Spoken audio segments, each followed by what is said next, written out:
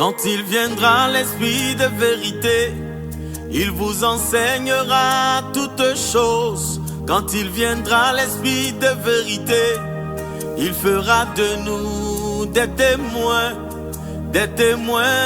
de Jésus-Christ, des témoins du Dieu vivant, des témoins de sa parole. Quand elle viendra, la Shekinah, elle nous enseignera toutes choses. Elle nous enseignera la vérité sur Jésus-Christ. Au nom du Père et du Fils et du Saint-Esprit. Amen. Abba Père, ce matin, nous te rendons grâce, nous te bénissons. Merci pour ce temps que tu rends possible. Nous voulons nous laisser conduire par ta présence, nous laisser conduire par ta grâce. Ô Abba Père, agis par ta fidélité et opère dans nos différentes vies. Seigneur, nous voulons être enseignés, que ton esprit vienne nous parler. Je veux m'effacer et que ton seul nom soit honoré, glorifié à travers moi. Je prie, Seigneur, que tu me donnes ton esprit avec largesse, que tu me donnes la portion de ton onction pour enseigner tes enfants sur les mystères de l'huile. Ô roi des rois, ouvre les canaux de révélation afin que la révélation de la parole puisse aider tes enfants, les édifier. Ô Saint-Esprit, gloire te soit rendue au nom de Jésus de Nazareth. Amen, amen. Bien-aimés, nous allons prendre le psaume 133. Voilà, je parle ce matin sur l'onction pour le supra. Voilà, on entend par supra supérieur, on entend par supra supériorité. L'onction pour le supra. Amen. Donc nous prenons le psaume 134 à partir du verset 1. Le psaume 134 à partir du verset 1. Plutôt le psaume 133.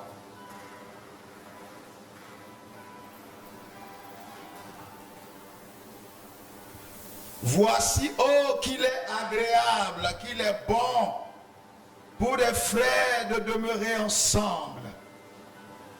C'est comme l'huile précieuse qui, répandue sur la tête, descend sur la barbe d'Aaron, qui descend sur le bord des vêtements, de ses vêtements.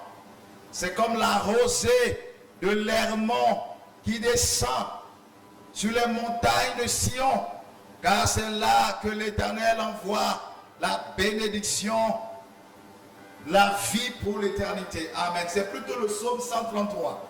Psaume 133 à partir du verset 1. Donc je le lis encore.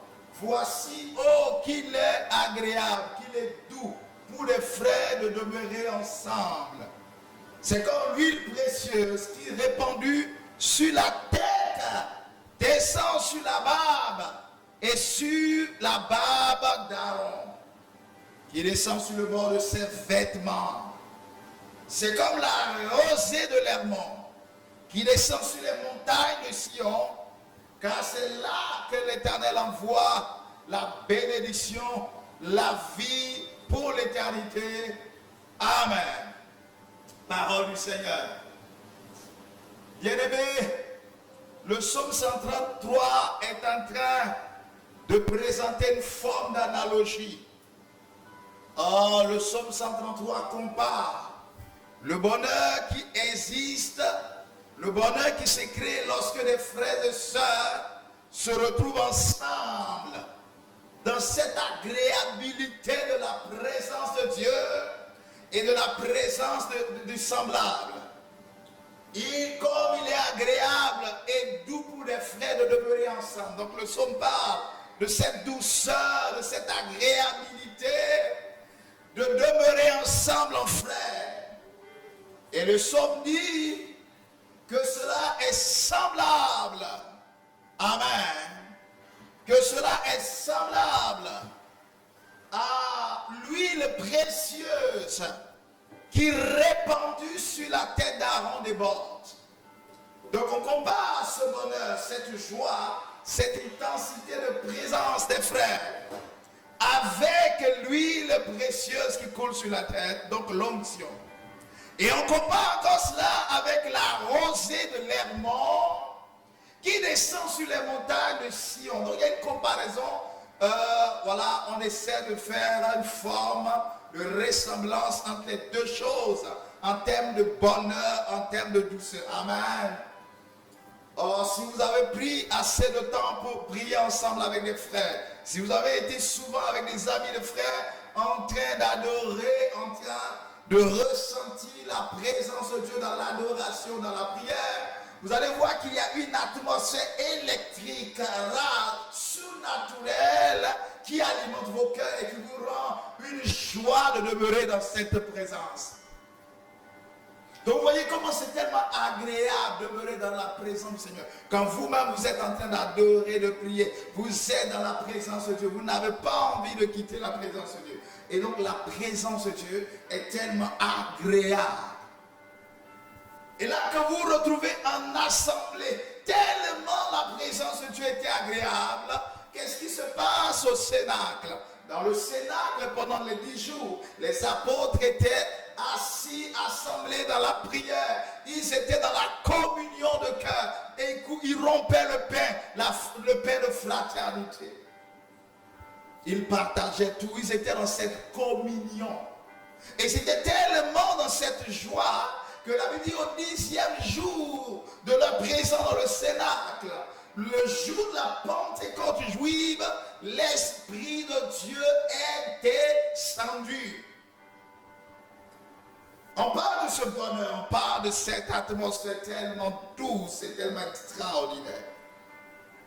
Et le psaume dit que cette atmosphère agréable de joie est comme comparable à l'huile qui coule, l'huile précieuse. Cette version dit huile précieuse. Il y a des versions qui disent l'huile sainte. D'autres disent l'huile d'olive. L'huile qui coule sur la tête. Bien aimé, cette huile dont parle la Bible, c'est le symbole de l'onction. Dis avec moi l'onction. C'est le symbole de l'onction. Mais remarquez très bien que la Bible dit que cette huile précieuse, répandue sur la tête, descend sur la barbe. Et cette huile descend sur la barbe d'Aaron, qui descend sur le bord de ses vêtements. Il y a 3 endroits différents qui nous est indiqués parlant de l'agréabilité de cette huile d'onction. 3 endroits de manifestation, 3 endroits sur lesquels l'onction descend pour opérer avec force et avec révélation. La première, si dans le premier endroit il est dit, cette huile précieuse qui est répandue sur la tête, l'huile précieuse répandue sur la tête. Premier point de contact de l'onction. Et donc toute cette huile coule. Elle descend, donc à partir de la tête, elle arrive sur la barbe. Remarquez très bien, il n'est pas dit, il a dit la barbe. Oh, la barbe. Vous allez comprendre le mystère. Et après, il est dit que cette huile va sur la barbe d'Aaron. Dans tous les cas, la barbe comme la barbe d'Aaron, on parle de la barbe. Et cette huile descend sur le bord de ses vêtements. La Bible ne dit pas sur les vêtements, mais la Bible dit sur le bord des vêtements. Bien-aimé, en réalité, l'onction d'huile, la consécration par l'huile, l'onction du Saint-Esprit, quand elle descend dans la vie de quelqu'un, elle cible ces 3 points de contact. Elle opère dans ces 3 dimensions. La dimension de la tête, la dimension de la barbe et la dimension du bord des vêtements. Est-ce que quelqu'un me dit amen? Bien-aimé, la tête, c'est la dimension de la supériorité. Et c'est pourquoi quand nous prenons Deutéronome chapitre 28, le verset 13 ou 14, la Bible dit, vous ne serez plus jamais en bas, mais vous serez désormais en haut. Vous ne serez plus à la queue, mais désormais vous serez en tête. La tête, c'est la révélation de la supériorité. C'est la position supérieure. C'est pourquoi toute personne qui est en tête est considérée comme leader en général. Toute personne qui est en tête est considérée comme le chef. Toute personne en tête est considérée comme le garant, comme celui qui est l'éclaireur, celui qui ouvre la voie, celui qui est au-dessus de tous, celui qui est comme premier. L'onction, quand l'onction arrive dans la vie de quelqu'un, l'onction va et agit sur le niveau des têtes. Dis avec moi le niveau des têtes. Dis le niveau des têtes. L'onction donne de la supériorité. C'est pourquoi le lieu privilégié sur quoi l'onction descend, c'est sur la tête. Là où on parle de tête, on parle de supériorité. Là où on parle de tête, on parle de celui qui tient le corps. C'est pourquoi la Bible dit que Christ est la tête de l'église. Il est celui qui tient le corps de Christ, le corps de l'église.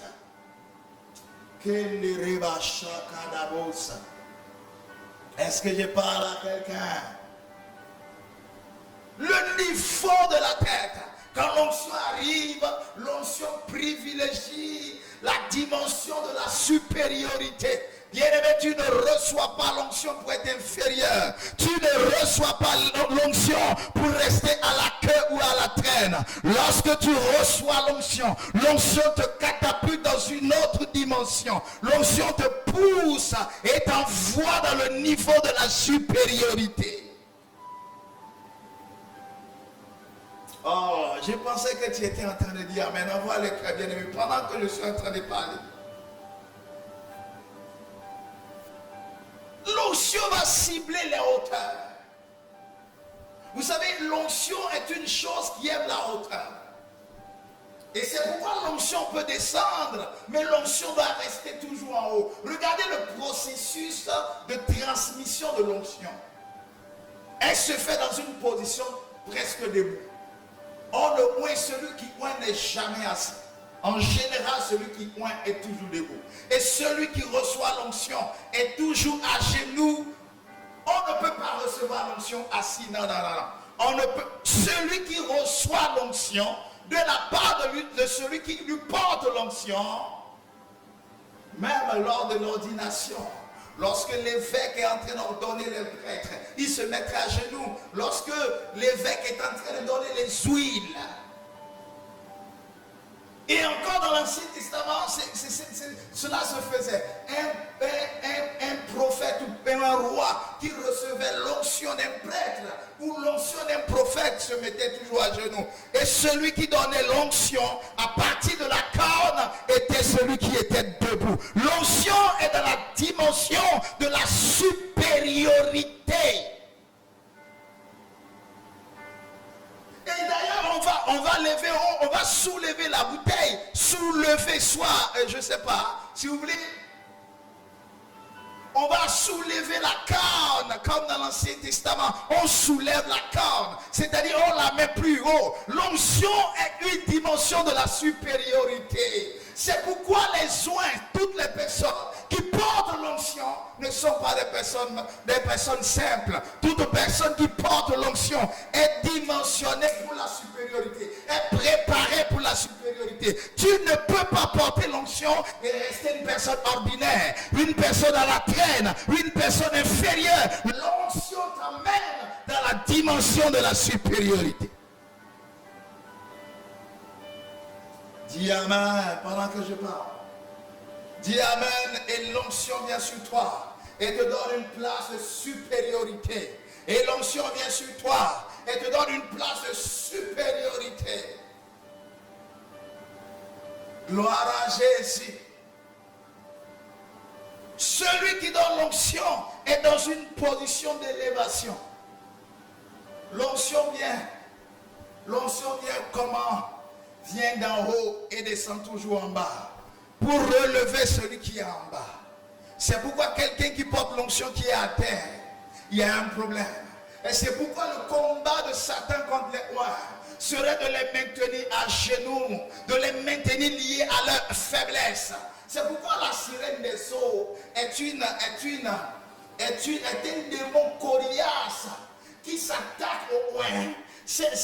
La sirène, elle est, si vous voulez, comme c'est un démon, les démons sont asexués ou pas. On dit la sirène parce qu'on attribue des valeurs, sinon des formes masculines et féminines, etc. Sinon, un démon n'est pas féminin ou n'est pas mâle. Un démon n'a pas de sexe. C'est comme les anges, ce sont des esprits, un esprit n'a pas de sexe. Amen. La sirène des eaux cherche les oins. C'est la dernière bataille des oins. On peut attaquer les oins avec de l'argent, on peut attaquer les oins avec l'orgueil. Mais en général, la sirène, l'esprit de Jézabel, l'esprit de Dalila sort contre les oins. Rappelez-vous de cet homme Samson. La Bible déclare qu'il portait une onction incroyable dans la dimension de la supériorité dans le combat. Et cette onction reposait où? Il était dans les cheveux. Qui dit cheveux dit sur la tête. Qui dit la tête dit supériorité. Mais il a fallu Dalila, une femme animée par cet esprit des eaux, de la reine des cordes, pour le mettre, pour le fragiliser. Regardez comment ça se passait. Samson était à genoux, voire accroupi, ou assis en bas de Dalila, alors que Dalila était en train de le caresser, alors que Dalila était en train de s'occuper de lui, alors que Dalila était en train de toucher ses cheveux. Il était dans une position d'abaissement. L'onction ne vient pas pour abaisser quelqu'un. La seule personne qui peut abaisser un oint, c'est celui qui l'a oint. C'est un contraste lorsque un oint est abaissé. Est-ce que tu me dis amen? C'est un contraste lorsque un oint est abaissé. On ne peut pas abaisser un oint. La seule personne qui peut abaisser le oint, c'est celui qui l'a oint. Amen. Amen. C'est le Dieu qui donne l'onction qui peut abaisser un oint.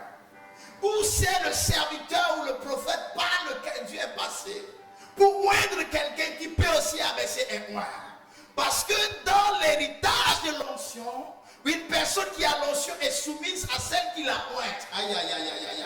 C'est pourquoi une personne qui a reçu une portion d'onction fait allégeance à une personne supérieure à lui, aussi en onction. Dis amen, envoie le cœur. Samson était à terre, il était en bas. Et l'onction là, et Dalila s'est occupée de lui. La force de Samson a été ôtée. La puissance de Samson a été ôtée. L'onction de Samson a été broyée, a été salie, vilipendée. C'est pourquoi lorsque le diable s'attaquait au oint et détruit la vie des oints, le diable va tout faire pour les tenir en bas. Le diable fera tout pour les maîtriser par la chair, pour les maîtriser par les choses qui les maintiennent à genoux. Écoutez-moi, l'homme qui est à genoux est dans une position de pénitence ou de repentance. En général, celui qui se met toujours, quand on se met à genoux, c'est parce qu'on a quoi? On a péché, on vient demander pardon au Seigneur. Quand on se met à genoux, c'est parce qu'on reconnaît que nous sommes faibles bien souvent. Amen. Ça veut dire que le diable s'assure que les oints restent à genoux. Dans la dimension que ce soit la chair ou le péché qui te domine. Dans la dimension où tes faiblesses ou tes erreurs, où les choses te contrôlent. À tel point que l'onction s'aplatit dans ta vie et autour de toi. Oh, l'onction agit pour élever et pour édifier et non pour aplatir. La Bible dit que l'huile précieuse qui descend sur la tête. Bien aimé, là où on parle de la tête, il y a tout ce qui est rattaché à la tête. Il y a la vision, il y a les yeux. Là où on parle de la tête, il y a les oreilles. Là où on parle de la tête, il y a la bouche. Là où on parle de la tête, il y a le cerveau. Quand l'onction de Dieu descend sur la vie de quelqu'un, l'onction vient donner des pensées supérieures. L'onction vient donner une vue, une vision supérieure. C'est pourquoi souvent on essaie de montrer le prophète à travers le regard de l'aigle. On essaie d'identifier le point à l'aigle parce que l'aigle est au-dessus. Parce que la vision de l'aigle est au-dessus. Il a une vision plus de 8 fois supérieure à celle de l'homme. Dans une position à combien de mètres du sol, il peut voir une souris passer en plein milieu de la forêt ou en plein milieu d'un buisson. Il a des yeux développés. L'homme qui porte l'onction reçoit la puissance dans les yeux ou dans les oreilles ou au niveau de la tête. L'onction de Dieu va te donner la révélation. Ah, bien aimé, il y a souvent, tu es en train de faire certaines choses. Mais l'onction va te donner l'intelligence pour faire la chose. Regardez Salomon, l'onction de Salomon a donné une sagesse surréaliste à Salomon. Parce que l'onction descend au niveau de la tête et l'onction développe des choses. Quand vous avez l'onction et que cette onction est sur vous, c'est comme si elle était descendue sur la tête et que votre cerveau n'était plus pareil au cerveau des autres. Il y a une capacité, il y a des choses qui tournent dans votre tête qui ne tournent pas dans la tête d'une autre personne. Une personne moite a des choses qui tournent dans sa tête. Elle a des pensées d'une telle personne dans la tête que d'autres n'ont pas. Elle a des réflexions que d'autres n'ont pas. C'est dans la dimension de la supériorité. J'ai dit à quelqu'un, quand l'onction de Dieu va venir sur toi, l'onction va bonifier tes pensées, l'onction va changer tes pensées, l'onction va relever tes pensées, l'onction va faire percuter tes pensées, l'onction va faire grandir tes pensées, l'onction va envoyer loin ta vision. Amen. C'est pourquoi un qui est limité dans la pensée est quelqu'un qui a un problème. L'homme qui est loin, il est inarrêtable. La personne qui a l'onction est inarrêtable. La personne passe à travers les murs, elle passe à travers les briques, elle passe à travers tous les obstacles. C'est une image pour dire que la personne qui porte l'onction ne peut pas être arrêtée. Elle est inarrêtable. L'onction donne la supériorité. Dis avec moi l'onction pour le supra. Je déclare à l'instant où tu me suis.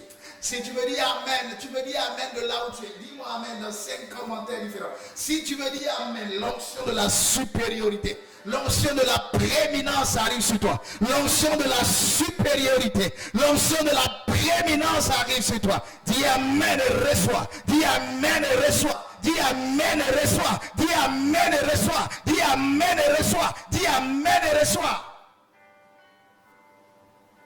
Et la Bible dit que cette onction va jusqu'à là-bas.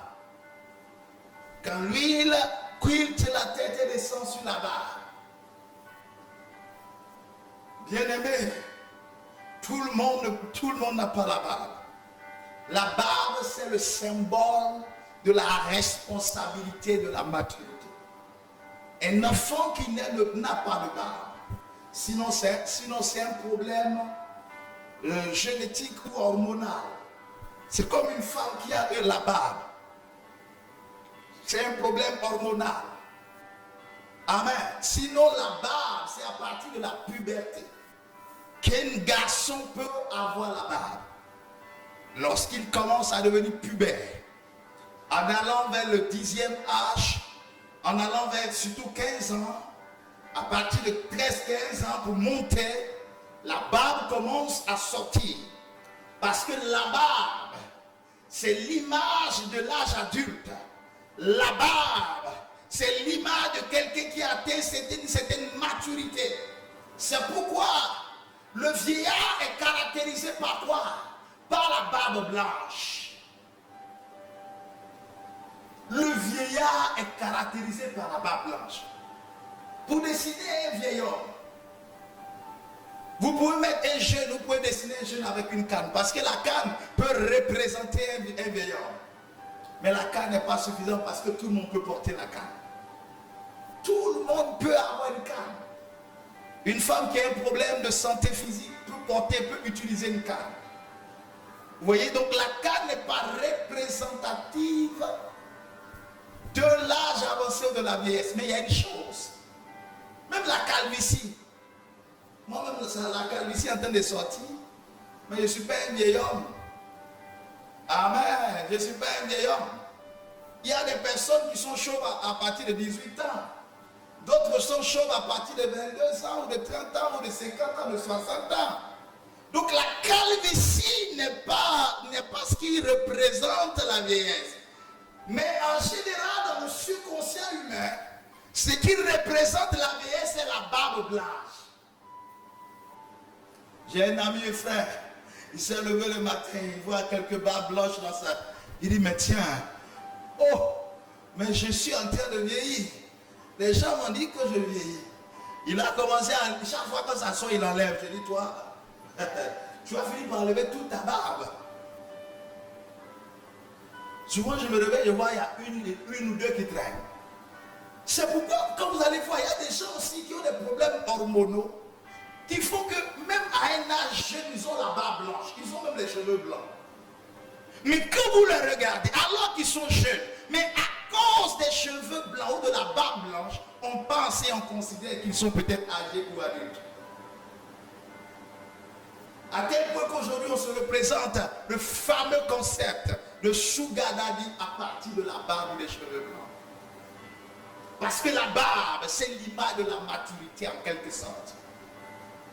Une personne, un enfant qui naît et qui grandit, plus il grandit, il atteint un certain niveau que la barbe sort, en fait, c'est un sentiment de puissance, un sentiment d'affirmation, un sentiment de maturité ou de maturation.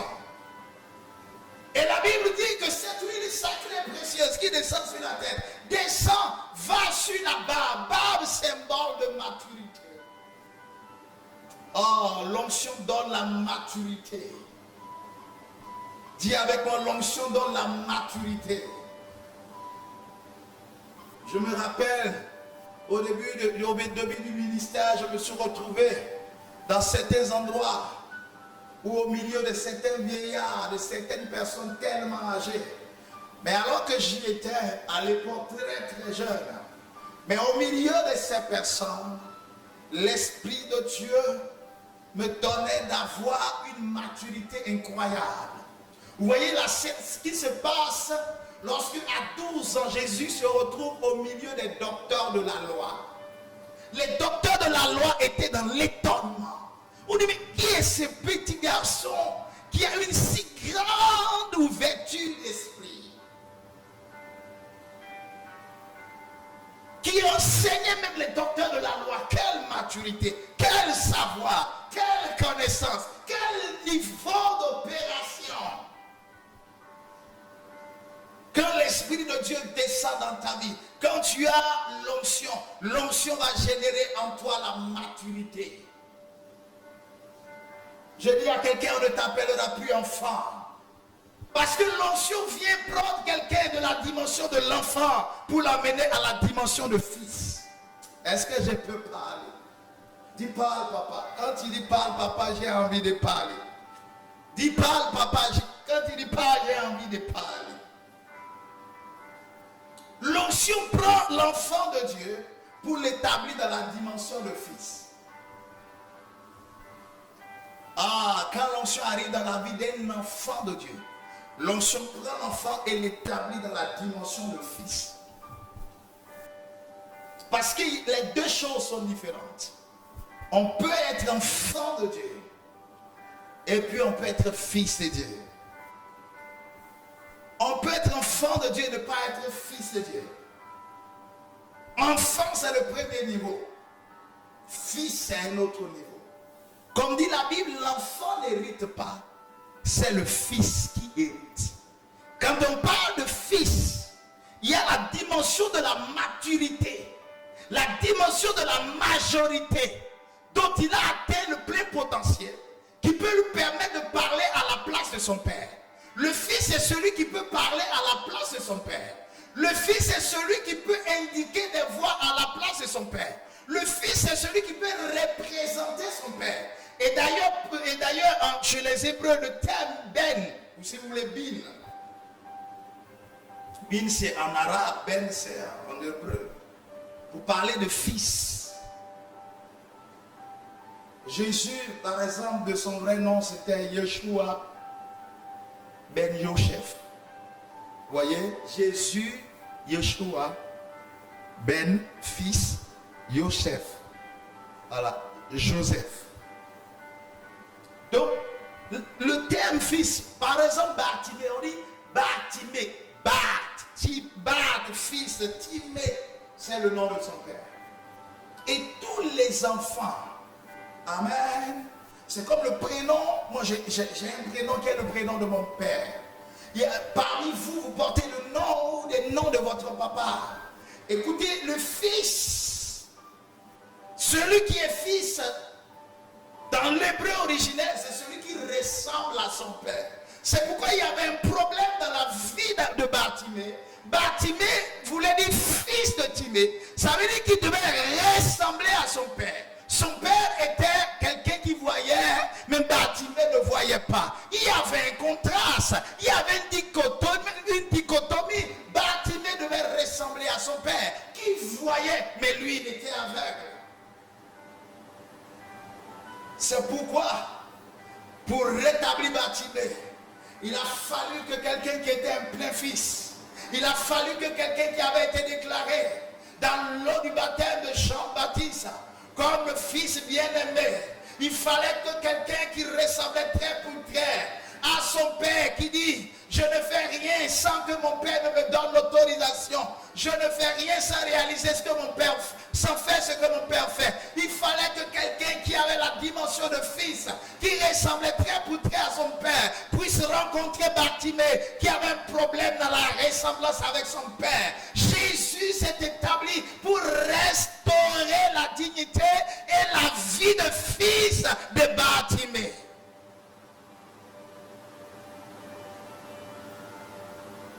Le fils, c'est celui qui ressemble à son papa. Parce qu'un enfant, c'est quelqu'un qui est encore bébé. Un enfant, c'est un bébé. Vous voyez l'image des deux fils du père prodigue. Le fils, c'est le bébé là. Au début, il était bébé une guerre. C'est lui qui a pris l'héritage et puis qui est parti, qui allait dilapider. Le fils, c'est celui qui était dans la maison. Le fils reste toujours dans la maison. C'est pourquoi, aux côtés d'un père spirituel et homme de Dieu, seuls les vrais fils ou les vraies filles restent à ses côtés. Ce sont les enfants qui partent. Ce sont les enfants qui sont distraits par les mouvements, les changements de saison, les situations. Un fils reste dans la maison. Parce que le fils est préparé pour hériter. Le fils est préparé pour une saison. Le fils est la flèche du Père. Le fils est la puissance du Père. Il est arrivé un moment où Saül ne partait plus au combat. C'est son fils Jonathan qui dirigeait l'armée. Un fils est celui qui est préparé pour régner. Un fils est celui qui est préparé pour mener des combats de son père. Un fils, ce n'est pas un enfant. C'est pourquoi l'onction cherche des fils. Des gens qui ont la barbe, qui ont la maturité, qui ont atteint la dimension de la maturité. Je dis à quelqu'un, le transfert de l'onction d'un père à un fils ne se fait pas dans la complaisance, ne se fait pas dans... Non. Le transfert se fait lorsque le fils ressemble à son père et apprend de son père.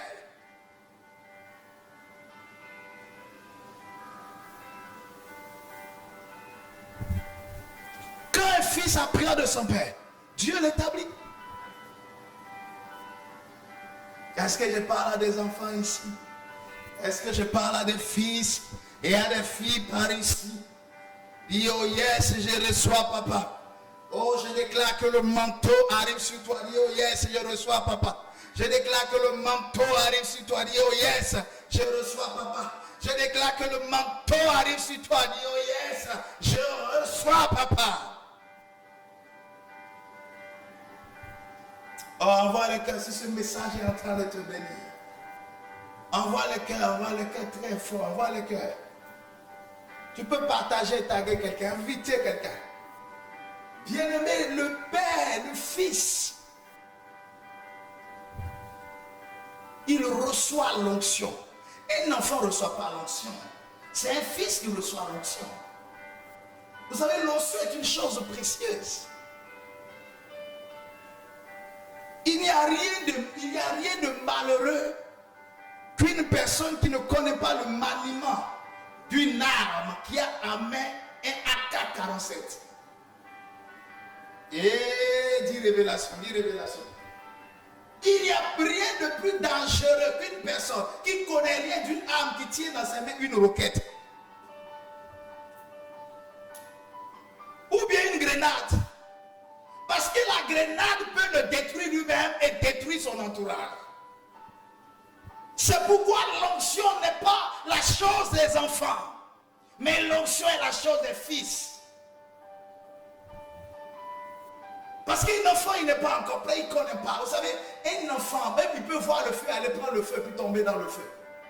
Il n'arrive pas encore à bien discerner les choses. Un enfant, c'est encore quelqu'un qu'on peut pouponner. Les enfants spirituels qu'on peut encore pouponner. Vous voyez, la dimension des enfants, c'est cela. Mon papa ne m'a pas rendu visite. J'étais malade, il n'est pas venu. J'ai perdu tel parent, il n'est pas venu. Papa, il ne m'a pas appelé. J'ai eu tel songe. Je l'ai appelé à telle fois, il n'a pas répondu. Chaque fois que je veux le voir, il n'est pas là. Papa, il est comme si. Il préfère les autres. Ça, c'est enfantin. C'est les bébés guerre. C'est leur onction guétique. Dis onction guétique.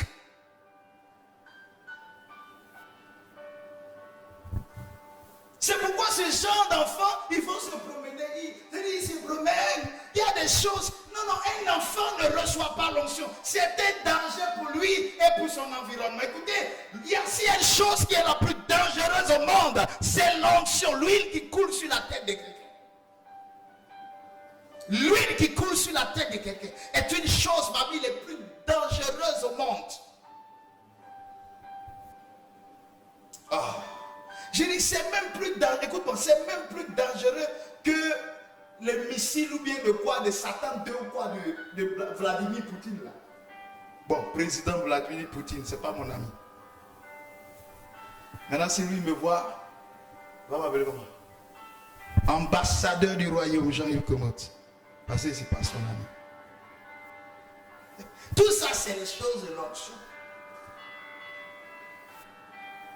Mais si toi-même tu ne respectes pas le statut de l'onction sur ta garde, il y a des gens même sauf moi, mais puis il dit qu'ils s'abaissent comme ça.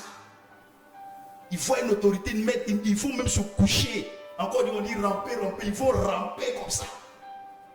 Le roi, on dit roi, il dit roi joujouj, et puis il rampe comme ça. Et moi, il ne rampe pas. Je vous ai dit que l'onction est pour l'équilibre. L'onction est pour qu'on soit arrêté debout et non à terre. Et non à genoux. Le seul qui peut mettre le roi à genoux s'appelle Jésus de Nazareth. Ou une autorité établie sur lui. Les gens n'ont pas compris ce qui s'est passé. Lorsque l'arche de l'alliance rentrait à Jérusalem, David a enlevé ses vêtements, il a commencé à danser. Il dansait, il célébrait tellement l'Éternel. Il célébrait tellement l'Éternel devant l'âge. Sa femme Michal dit, mais attends, la fille de Saül, elle dit, mais toi un roi, regarde comment tu t'abaisses devant tes sujets, comment tu te dévalorises, tu as enlevé ton vêtement, quelle image, quel exemple tu donnes au royaume. Et lui qui se lève et puis qui dit des paroles vraiment choquantes et blessantes, à qui? À Michal. Michal était fille de roi, mais elle était encore bébé en guerre. Elle n'avait pas encore compris le mystère des fils. C'est pourquoi un fils qui sait qu'il est humilié par son père, il n'est pas dans l'abattement. Un fils qui sait qu'il traverse des épreuves, des persécutions qui viennent de par son père, il n'est pas dans la distraction. Les autres diront, oh, regardez ce qu'il est devenu. Mais le fils sait que c'est la cognée de sa main qui est en train d'opérer. D'ailleurs, même dans le suivi spirituel, les vrais fils là, quand souvent tu fais un truc pour le choquer, le blesser, souvent il faut éprouver un peu. Les gens qui sont tous les enfants raillent. Mais pourquoi ils parlent comme ça au berger là? Pourquoi ils parlent comme ça à la berger? Écoute, tu ne peux pas comprendre.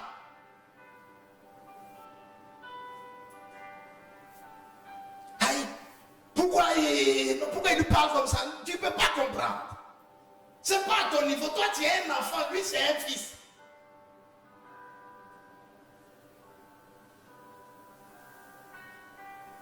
Est-ce que je parle à quelqu'un? Michal dit, mais attends, mais toi tu es David. Pourquoi tu t'abaisses autant devant les sujets? Elle avait une mentalité d'enfant. David dit, attends, tu n'as rien encore compris. Ce que je sais là, tu ne sais pas. Ce que je sais, c'est la dimension des fils. Le seul qui m'a oint, celui qui est au-dessus de moi, est celui qui est en train d'entrer. Le oui connaît sa limite au-dessus d'une onction supérieure. Le oui connaît sa limite au-dessus de l'institution supérieure. Le oui c'est au marabachak et debosso loboye debos.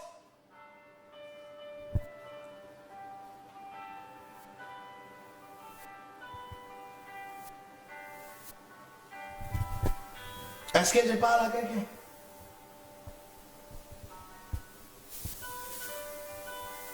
À l'heure où je suis en train de vous parler, si un évêque rentre ici, je vous dis, excusez-moi, j'arrive, je vais vous laisser là. Je vais aller saluer mon Seigneur. Monseigneur, je vais le mettre à l'aise. Monseigneur, peut-être même direct que j'aime plus continuer. Mon Seigneur est ici et vient côté direct. Les enfants, pour tout le respect que j'ai pour vous, je vous aime. Mais je vous dis les enfants, à 22h30, bye bye. Toi tu joues. Mais comme les monseigneurs sont bien, il va dire, va mon fils, continue. J'ai dit, monseigneur, tu me donnes le Seigneur, c'est là que j'ai tué. Je prêche jusqu'à passer ce que monseigneur là, tout ce que j'ai dit, cautionne. Maman, tu as terminé. Juste pour rigoler, dis amen. Dis amen. Un enfant n'hérite pas. Et c'est pourquoi la Bible dit que aussi longtemps que l'héritier demeure encore un enfant, il n'en diffère en rien d'un esclave. Mais quand il devient fils, il se manifeste.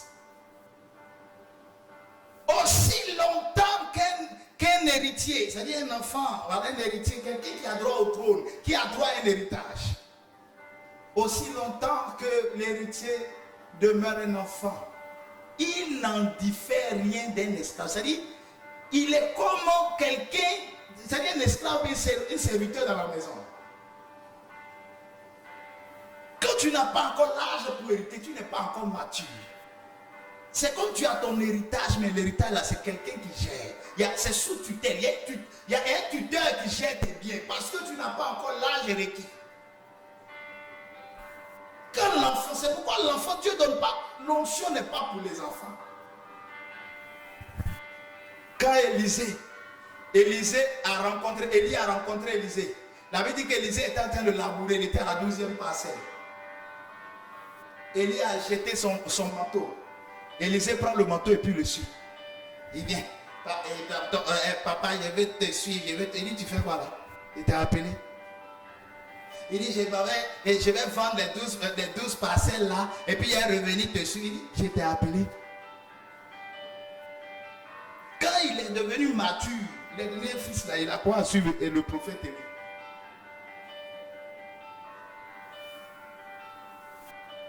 Les fils, l'héritage des fils, c'est l'onction.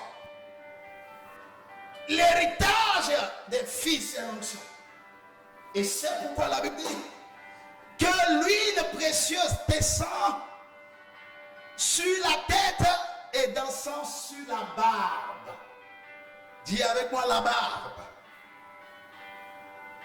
et descend sur la barbe d'Aaron. Je n'entrerai pas dans le mystère de la barbe d'Aaron. Parce que ça encore c'est un autre enseignement. Parce que le mystère de la barbe d'Aaron, l'onction autour du mystère de la barbe d'Aaron définit ceci. Peu importe le prophète que vous êtes, peu importe le roi que vous êtes, vous devez être adossé à un prêtre, à quelqu'un qui a une onction sacerdotale.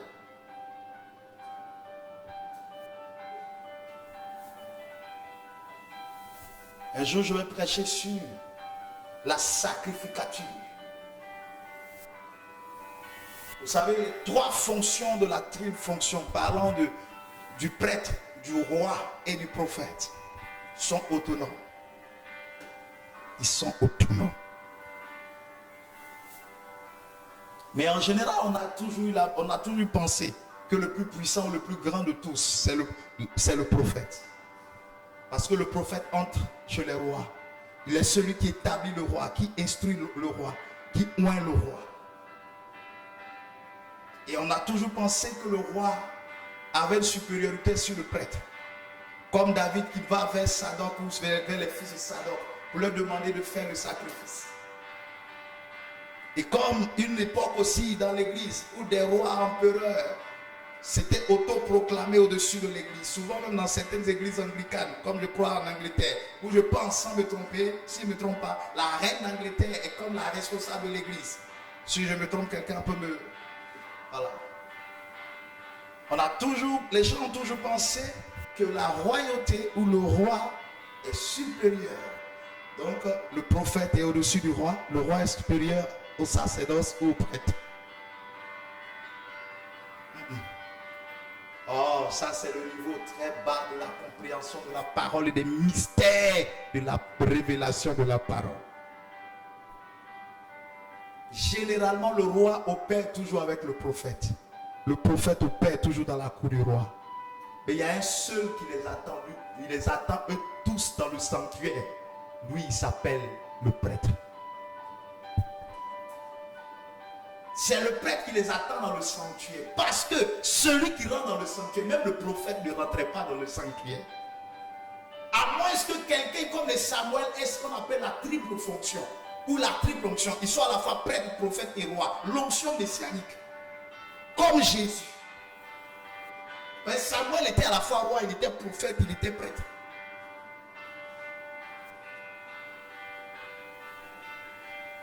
Est-ce que je parle à quelqu'un?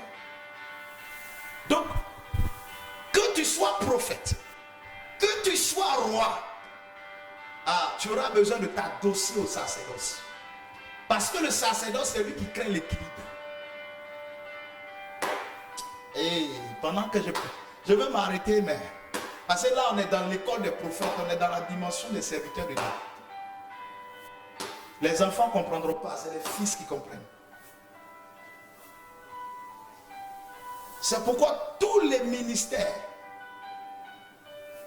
où les hommes, ceux qui sont à la tête des ministères, ont le prophétique ou sont prophètes, généralement peuvent mourir, peuvent vaciller dans le temps. Les églises à dimension prophétique peuvent mourir dans le temps. Mais l'église ou les églises à dimension sacerdotale durent. Parce que celui qui crée l'équilibre et la dureté, sinon et la durée, la longévité, c'est le sacerdoce, c'est le prêtre. C'est la prêtrise. Telle église va avoir de grands prophètes. Pendant 20 ans, pendant 50 ans, 100 ans après, l'église descend. L'église catholique a commencé. Depuis les Irénée de Lyon, ça. Les Chrysostomes, tout cela. Ceux qui ont suivi après les apôtres. Les pères de l'église et tout. La prêtrise, le sacerdoce est resté jusqu'à pendant 2000 ans. L'église continue à ne tomber. Parce que le ministère qui établit, qui édifie, qui solidifie, c'est le ministère du sacerdoce. C'est pourquoi souvent on parle des actions prophétiques. Les actions prophétiques sont fortes. Et les actions sacerdotales sont encore plus dangereuses.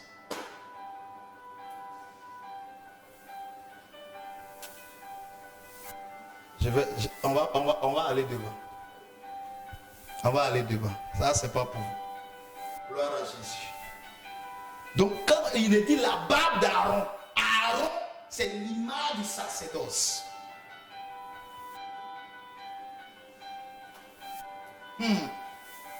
C'est l'image du sacerdoce.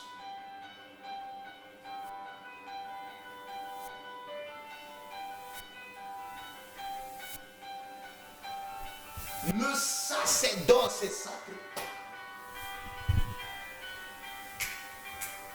Il établit, il édifie. Il établit, il édifie.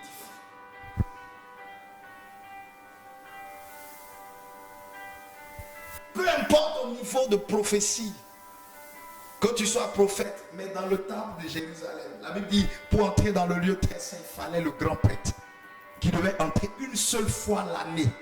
Le jour du Yom Kippour, le jour de la fête du grand pardon, il rentrait une seule fois l'année. Et quand il devait entrer, il devait faire des rites de purification. Et il rentrait dans ce lieu-là et il partait faire le sacrifice annuel. Il y avait des sacrifices saisonniers aussi. Le sacrifice de l'expiation des fautes. Et quand il rentrait, on l'attachait avec une corde. Il rentrait avec une corde attachée à ses reins. Parce que si à cause de ses péchés, parce qu'il y a encore des tâches de péché dans sa vie, il meurt dans le lieu très saint. Aucun autre lévite ou prêtre qui n'est pas grand prêtre, aucune personne du royaume, même prophète, même roi, n'a le droit d'entrer dans le temple et aller faire sortir son corps. Tout ce qu'il portait, aïe, aïe, aïe, aïe, aïe, aïe, aïe. Le seul ministère qui dans la Bible a reçu des indications particulières concernant leurs vêtements.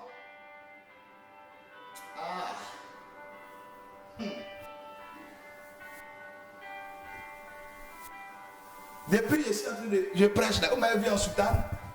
Je suis en tunique. Tunique là, tu peux faire ça dehors, tu peux acheter ça. Demain, je peux porter costume, je peux porter truc. Mais le prêtre, il a une tenue adaptée spéciale.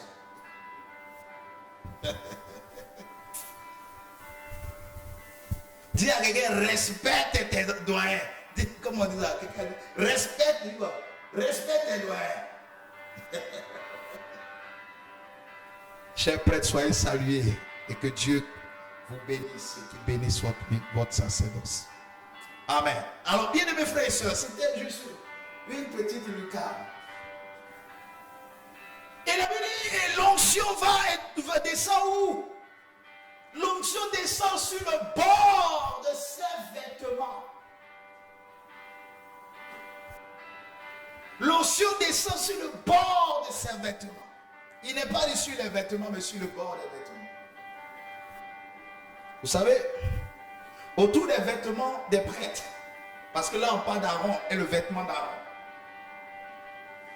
il y a ce qu'on appelle le chichit. C'est comme des franges qu'on mettait autour du vêtement des lévites, des prêtres surtout. Voilà, il y avait comme... C'est comme des franges, vous voyez, je ne sais pas comment décrire ça. Bon, si vous voulez, comme des dentelles. Bon, bref, prenez ça, comme des dentelles autour du bord des vêtements. Du bord des vêtements. Quand la femme est partie, qu'elle a touché le bord du vêtement de Jésus, c'était le chichit qu'elle avait touché.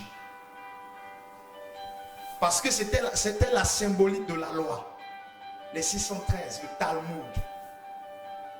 La symbolique de la loi. Quand un prêtre passait, ou un lévite passait, il avait autour de son vêtement. Je crois même que les juifs aussi en portaient. Il avait autour de ses vêtements la loi. C'était un rappel. Donc par son vêtement, il y avait l'inscription de la loi. Pour qu'ils s'en souviennent éternellement de la loi en Yahvé. De la loi de Yahvé. Le schéma Israël, Adonai et Clément, qu'il s'en rappelle toujours. Donc la loi était autour de lui, sur le bord de vêtements. Amen. Amen. Il y a un message où j'ai prêché pour expliquer pourquoi. La dame a touché le bord du vêtement de Jésus. C'était, je crois que ça peut être sur Facebook. Qui m'a touché? C'était lequel? La dame a touché le bord du vêtement. Parce que la Bible dit que la loi est venue par Moïse. Mais en Jean, la Bible dit la grâce et la vérité sont venues par Jésus de Nazareth. La dame est allée, elle a dit si je touche le bord de son vêtement, je serai guéri. Dans l'Ancien Testament, la loi était au bord du vêtement. Et les hommes étaient souvent censés toucher les bords de vêtements des pharisiens, ou vous voyez des juifs, des prêtres et tout ça. Mais lorsque la femme dit si j'arrive à toucher le bord de son vêtement, je serai guéri. En fait, elle va avec quelle foi? Elle se dit, je ne vais pas toucher le bord des vêtements des pharisiens ou des juifs qui est en fait la loi, parce que je ne suis plus dans l'ère de la loi. Mais nous sommes dans l'ère de la grâce. Et dans l'ère de la grâce, si j'arrive à toucher le bord de son vêtement, je serai guéri. Parce qu'elle a cru. Puisque la situation de la loi l'avait condamnée. Et dit parce qu'elle perdait du sang, elle n'avait pas le droit de se retrouver en assemblée. La loi l'avait condamnée. Une femme qui était en menstruation, qui perdait du sang, n'avait pas le droit de se retrouver en assemblée. Elle était limitée, blackistée, marginalisée, mise à l'écart à cause de la loi. Mais lorsqu'il a entendu parler de Jésus, elle a dit, j'irai toucher son vêtement. Et je crois que si je touche son vêtement, je serai guéri. La dame a remplacé la loi des Juifs, la loi de l'Ancien Testament à la grâce. Parce qu'elle savait que Jésus n'est pas venu avec la loi, mais il est venu avec la grâce et la vérité. Elle s'est dit, si j'arrive à toucher le bord de son vêtement, je crois que je serai guéri. En fait, elle a cru à la grâce.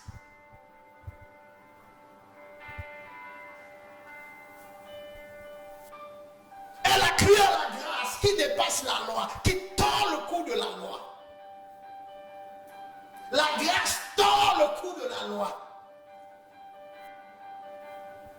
Quand un président prend une grâce présidentielle pour amnistier les prisonniers, c'est au-dessus de la justice. C'est au-dessus de la loi. Souvent la loi fondamentale même prescrit qu'il peut prendre un article 47 ou 42, je ne sais plus. Qui lui donne tous les pleins pouvoirs pour faire quelque chose s'il veut faire. Amen. Donc le bord des vêtements, il y avait l'inscription de ce que j'appelle le cheat sheet. Ce qu'on appelle le cheat sheet. La frange de vêtements où il y avait comme le symbole de la loi. En clair, parle d'alliance. Parce qu'en Israël, quand Moïse est monté sur la montagne et que Moïse est descendu, il est descendu avec quoi? Avec les tables de l'alliance.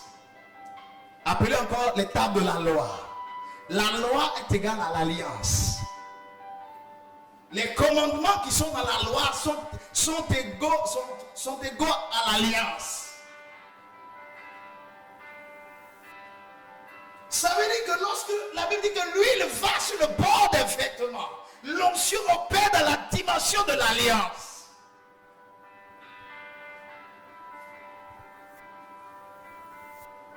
Oh, c'est comme l'huile qui descend, répandue sur la terre, descend sur la barbe d'Aaron, qui descend sur le bord de ses vêtements. Qui descend sur le bord de ses vêtements. Bien-aimé, l'onction, quand elle arrive dans la vie d'un enfant de Dieu, l'onction établit une alliance avec l'Éternel. Ah, celui qui est oint, il a une alliance. C'est pourquoi, s'il y a quelqu'un dont il faut avoir peur et qu'il faut respecter sur la terre, c'est un homme qui est oint. Tu peux respecter tout le monde, parce que le respect, on le doit à tout le monde. Mais un oint, peu importe sa taille, qu'il soit petit, qu'il soit grand, peu importe, il faut respecter le oint. Parce que chaque oint a une alliance particulière avec le Seigneur. Tu vois un frère qui est en train de prêcher quelque part, une soeur qui est en train de prêcher quelque part. Elle a reçu l'onction pour ça, ou bien elle est en train de l'œuvrer. Mon frère ou ma soeur, tu peux ne pas apprécier mais respecte son onction. Tu peux ne pas l'aimer mais respecte son onction. Parce que chaque oint est caractérisé par son alliance avec Dieu. Parce que l'huile de l'onction découle de l'alliance.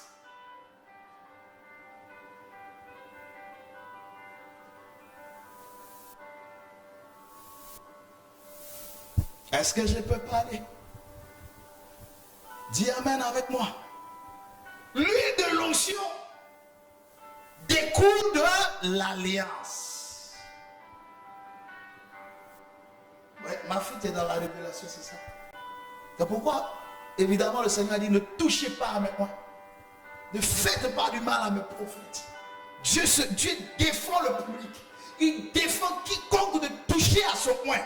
Parce que derrière l'onction des oints se cache l'alliance.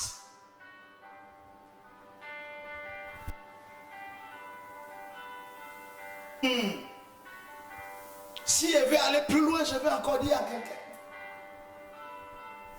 Dans ton alliance se cachent des commandements et des lois. Tout oint doit connaître les commandements et les lois de son alliance. Il y a ce que telle personne peut faire. Toi, tu n'as pas le droit de faire. Il y a ce que l'autre peut faire. Toi, tu n'as pas le droit de faire. Jean le Baptiste, dans la loi de son alliance, les commandements, donc, sur son vêtement, parlant de son alliance, les principes, les codes de son alliance, il ne devait pas boire, ni boisson enivrante, ni alcool, etc. Pareil pour Samson. Il ne devait pas raser ses cheveux et tout ça.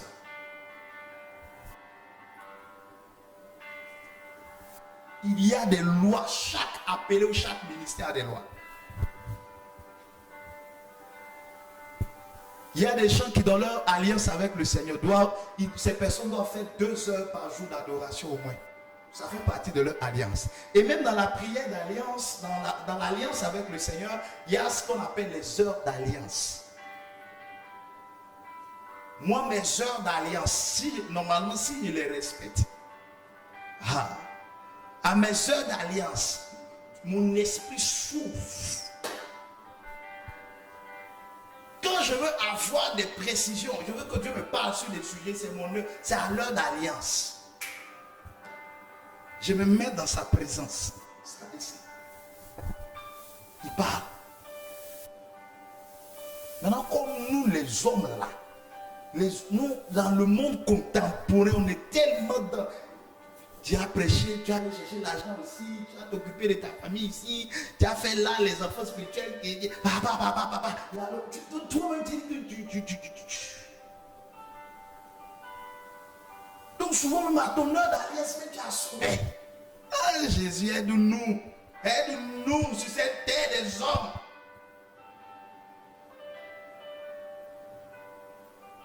Donc il y a tout ça dans les prescriptions des moyens, il y a des détails. Donc si toi tu es moins et puis tu n'as aucun détail, si toi ton appel, il y a un problème. Parce qu'il y a ce que d'ailleurs Dieu t'a dit concernant ce que tu dois prêcher, ce que tu dois dire. Écoutez-moi. Tout serviteur de Dieu a un message. Quand Dieu t'appelle, il y a un message que tu dois prêcher. Il y a un message que tu dois prêcher. Amen. Certains ont le message du combat spirituel. D'autres ont le message du salut. Comme moi. Présenter Jésus. Donc on peut parler de tout, mais ça tourne autour de ça. D'autres ont le message sur le réveil spirituel. D'autres ont le message sur le prophétique. D'autres ont le message sur la guérison. D'autres ont le message sur la prospérité. Tu trouves un homme de Dieu, quand il ouvre la bouche, c'est prospérité. Il parle seulement de argent, prospérité. Il ne faut pas le blâmer. Peut-être son mandat, dans son message, Dieu lui a demandé d'élever, de faire sortir les enfants de Dieu de la pauvreté. C'est son mandat. Dieu lui a donné des messages forts pour ça. Laisse-le opérer dans son couloir. Ne le force pas à prêcher, à convertir les âmes. Est-ce qu'il a reçu? C'est vrai qu'il a été dit, allez par toute la terre. Matthieu chapitre 28. Prêchez la bonne nouvelle. Donc la grande commission. À toute la création. Donc, principalement que tu sois chrétien, appelé, servir Dieu ou pas du tout, tu es appelé à prêcher, à gagner des âmes. Mais dans ça, dans les ministères particuliers, il y a des mandats, il y a des messages que Dieu donne à chacun. Donc quand tu vois un serviteur de Dieu opérer, Ne cherche pas à ce qu'il soit, il opère comme l'autre que tu connais. Ou bien l'autre que tu connais là, qu'il opère comme l'autre que tu ne connais pas, mais que tu connais. Il y a des mandats. Il y a ce qui, dans sa prédication, si tu le suis bien, il y a une chose qui ressort dans sa prédication. Sur 10 prédications, il y a une chose qui ressort. Il y a quelque chose qu'il essaie toujours de présenter. C'est ça qui est son message. Mais malheureusement, beaucoup ne savent pas. Lui, il prêche ça, toujours il prêche ici. Lui, quand il entend, il prêche comme il prêche. Écoute, tu as un message.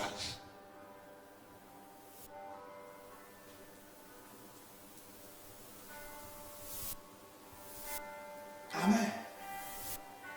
Tu as un message. Parce que dans l'onction, il y a l'alliance. Et dans l'alliance, il y a les codes. Dans l'alliance, il y a les codes. Il n'y a pas d'alliance sans loi. Une alliance se fait toujours avec des lois. Il y a un traité. L'alliance comme traité ou bien comme contrat, il y a toujours, on écrit, on laisse des traces. Il y a un papier qui nous engage, il y a une décharge où les deux parties ont signé. Si tu fais, tu honores, voilà ce qui va t'arriver. Tu n'honores pas, voilà ce qui va t'arriver. Dans le contrat d'alliance que Dieu a fait avec Israël, les choses ont été clarifiées en Deutéronome chapitre 28, je crois chapitre 29. Si tu obéis à la voix de l'Éternel, ton Dieu, voici toutes les bénédictions qui tomberont sur toi et qui se répandront sur toi. Deutéronome chapitre 28 à partir du verset 1. Tu seras béni dans les champs, tu seras béni dans la ville. Ta houlette, ta rue sera bénie. Au verset 7, il est dit, ils t'attaqueront par un seul chemin, ils s'enfuiront devant toi par 7 chemins différents. Au verset 12, il est dit, tu n'emprunteras pas aux nations, mais tu prêteras et tu seras dans l'abondance. Au verset 13, 14, il est dit, tu seras à la tête et non jamais à la queue. Deutéronome 28. Et l'autre dit, tu seras maudit dans les champs, tu seras maudit dans la vie si tu n'obéis pas. Donc il y a ce que Dieu dit dans le contrat d'alliance. Et moi, c'est ce qu'il doit faire ou ce qu'il ne doit pas faire.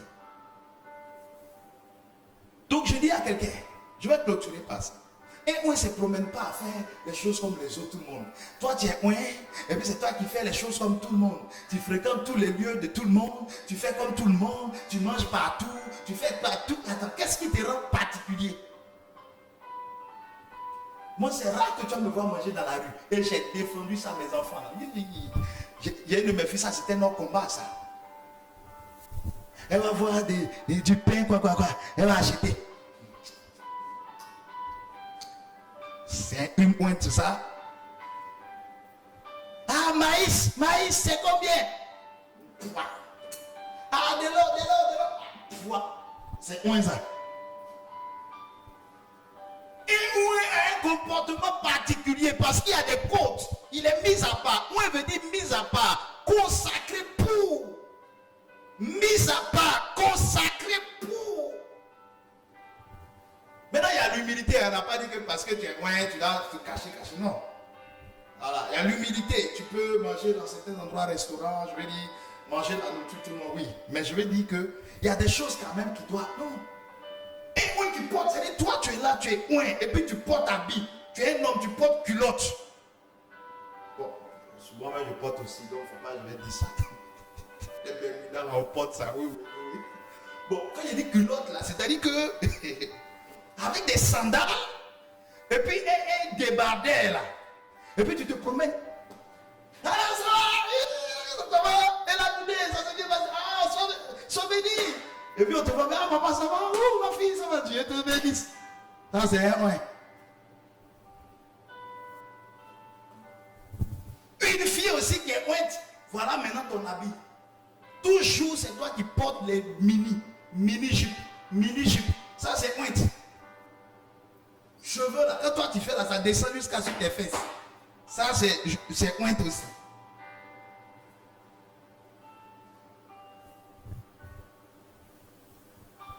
Tu as travaillé au faux ongle jusqu'à faux ongle même là. C'est-à-dire tellement faux ongle. Il dit de toute façon c'est sorti. Mais quand tu es en train de dépasser, ça a dépassé même tes ongles. Ça c'est point aussi. Tout habit que tu portes, ça te plaque jusqu'à on voit ton posterieur, on voit ta poitrine. Tout ce que tu portes, ça te plaque. On voit à travers même tes vêtements. Excusez-moi, le bout devant. On voit. Ça aussi c'est honte. C'est honte.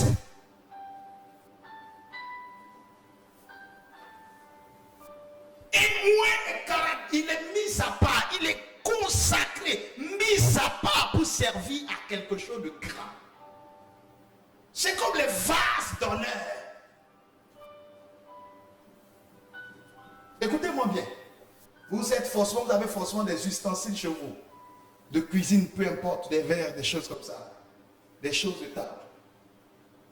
Est-ce que vous faites sortir toutes les assiettes tous les jours?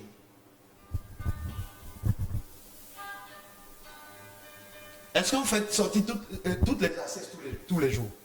Non. Est-ce que vous faites sortir tous les verres? C'est avec tous les verres que vous mangez, vous êtes à table à midi, le soir ou même le matin. Il y a des verres ordinaires, des assiettes ordinaires que vous utilisez. Puis il y a les assiettes que vous utilisez ou les verres, les couverts. Voilà, les couverts que vous utilisez quand il y a tel événement. Et aussi, quand une personne très importante dans votre vie arrive chez vous, il y a les couverts que vous avez cachés. Vous avez mis quelque part dans les armoires, rangés. Vous faites sortir ça, vous nettoyez. Parce que vous recevez cette personne qui vous est trop chère. Ou bien qui est une personnalité. C'est ça l'onction. Quelqu'un qui porte l'onction. Il n'est pas une personne ordinaire, il est quelqu'un d'extraordinaire. Il ne peut pas se comporter comme une personne ordinaire parce qu'il porte une onction extraordinaire. Il est comme un couvert qui est rangé. Il est une vie, non. Un noir, ce n'est pas quelqu'un, ta vie est là comme ça. Il y a des gens qui disent, tu es point de ta vie là. Elle est publiée, elle est là comme ça. Tout le monde, non.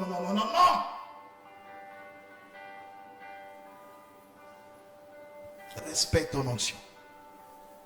Dis en commentaire, respecte ton onction. Bien-aimé, on va s'arrêter là. L'onction est pour le supra. L'onction est pour la dimension supérieure. L'onction est pour la maturité. L'onction est pour l'alliance. Je déclare que Dieu t'établit dans une alliance incroyable à partir de l'onction. Que Dieu t'établisse dans une alliance incroyable à partir de l'onction. Et que dans cette alliance, des choses incroyables arrivent dans ta vie. Dis amen, dis amen, dis amen, dis amen, dis amen.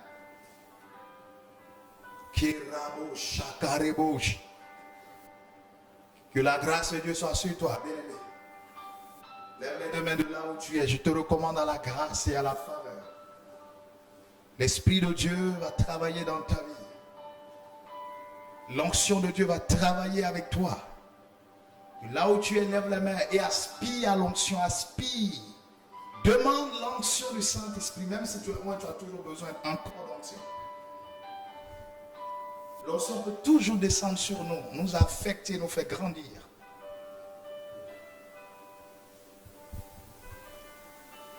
Prie et appelle l'onction, prie et appelle l'onction, prie et appelle l'onction. Karabosh, Shakatebosh, Ratamalaya Keneborobos. Rimbaraya debo shagada barabaye debos maraya maraba soto robo shakaterebos rinda raba sota raba shake debos riborobo shata raba soto robos regada ba shandi rebos sigidi burobos raya baba sogata baba rebo shakata baba. Bien-aimé, lève les mains de là où tu es. Il y a une affectation de l'onction qui descend sur toi. Tu es en train d'être affecté, d'être arrosé, d'être arrosé. Ah, maïerebos, maïerebos, maïerebos. Tu reçois la portion de l'onction. Tu reçois la portion de l'onction. Tu reçois la portion de l'onction. Elle coule sur ta tête. Elle coule sur ta tête. Elle coule sur ta tête. Reçois maintenant au nom de Jésus. Peu importe de là où tu me suis, où tu me suivras. Sache dans cet instant que l'onction de Dieu vient de pénétrer ta vie et de t'affecter. Quelque chose va se passer. Si tu m'as entendu, ta vie sera boostée à un niveau supérieur et l'onction va travailler avec toi. Dis-moi amen. Dis-moi amen. Dis-moi amen. Que Dieu te bénisse. Si ce message t'a béni, il faut partager. Amen. Il faut partager pour bénir quelqu'un.